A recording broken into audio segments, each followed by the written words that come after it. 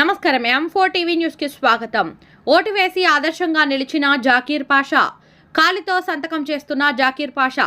కొబ్రంభీం ఆసిఫాబాద్ జిల్లా కాగజ్ నగర్ పట్టణంలోని forest division ఆఫీసులో ఏర్పాటు చేసిన పోలింగ్ కేంద్రంలో 2 చేతులు లేని దివ్యాంగుడు జాకీర్ పాషా ఓటు వేసి ఆదర్శంగా నిలిచాడు. కుటుంబ సభ్యులతో కలిసి పోలింగ్ కేంద్రానికి చేరుకున్న పాషా కాలి సాయంతోనే సంతకం చేసిన అనంతరం ఓటు వేశాడు. కాగా జాకీర్ పాషా కాలి సహాయంతోనే పెయింట్లు వేయడంతో పాటు రోజువారీ పనులు చేసుకుంటున్నానని తెలిపారు.